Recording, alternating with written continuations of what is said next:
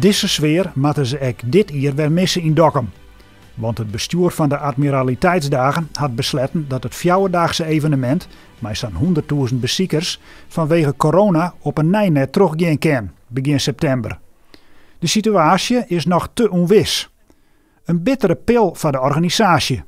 Het is heel pijnlijk omdat er juist op deze dag volle meer mei en komende december wordt het ook fantastisch in Friesland, zeker in Dokkum. En er zal best wat kunnen in september.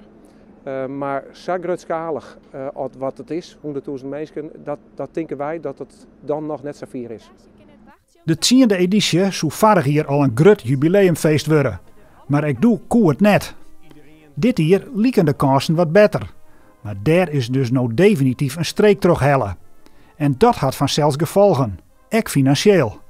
Tuurlijk, het kost het geld, had het oranje hier het ook al kosten. Daar hopen we dat we op het oren manier en daar nog wat potjes voor vinden. Maar het is, daarom kun je het op dit moment nog beperken.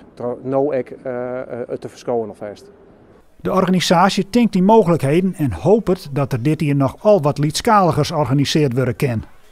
Nou, uw modus stier nog volledig tot manje zo'n stuur uw modus nog volledig op de volledige versie.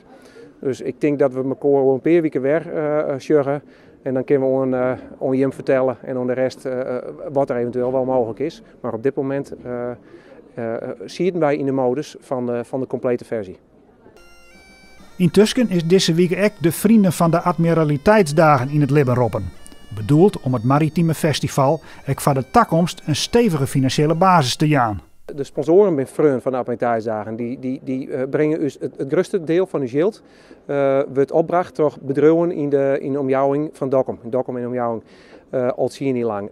Maar het publiek, en dat binnen in dat weekend 100.000 mensen, dat blijkt dat die echt wat dwan willen. Wij willen ze op een hichte houden in het hier. En wij willen ze ook de mogelijkheid gaan om wat bij te dragen. Het is net dat wij een gat in de begrutting hebben, maar als het mij betelt, dan had ik iets te zeggen hoe het feest. En die kans worden we eigenlijk, wat is Friesland ook Jan, om vrienden te worden van Dokkum van de Admiraliteitsdagen.